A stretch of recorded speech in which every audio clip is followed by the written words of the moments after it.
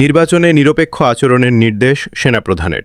জানালেন দুই মূল উদ্দেশ্য: জাতীয় সংসদ নির্বাচন ও গণভোটে দায়িত্ব পালনের ক্ষেত্রে পেশাদারিত্ব, নিরপেক্ষতা, শৃঙ্খলা, ধৈর্য ও নাগরিক বান্ধব আচরণের আহ্বান জানিয়েছেন সেনাবাহিনী প্রধান জেনারেল ওয়াকার-উজ-জামান।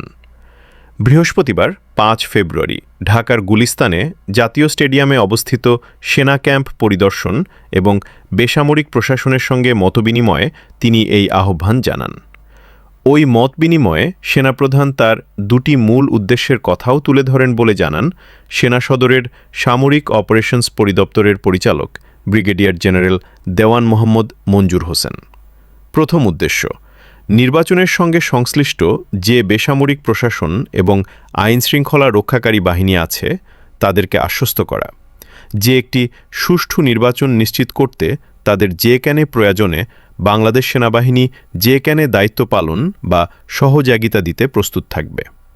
দ্বিতীয় উদ্দেশ্য, সাধারণ জনগণের মধ্যে নির্বাচন সম্পর্কে একটি আস্থার জায়গা তৈরি করা এবং একটি সুস্পষ্ট বার্তা দেওয়া যে বাংলাদেশ সরকার, নির্বাচন কমিশন, বেসামরিক প্রশাসন, আইনশৃঙ্খলা রক্ষাকারী বাহিনী, সশস্ত্র বাহিনী সকলে সমন্বিতভাবে একটি সুষ্ঠু অবাধ নির্বাচন অনুষ্ঠানের ব্যাপারে বদ্ধপরিকর।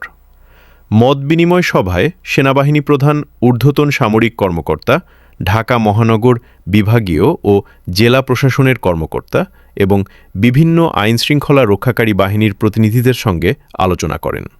সভায় আসন্ন জাতীয় সংসদ নির্বাচন শান্তিপূর্ণ, নিরপেক্ষ ও সুষ্ঠুভাবে সম্পন্ন করতে আন্তঃপ্রাতিষ্ঠানিক সমন্বয় এবং সার্বিক নিরাপত্তা ব্যবস্থাপনা নিয়ে কথা হয়।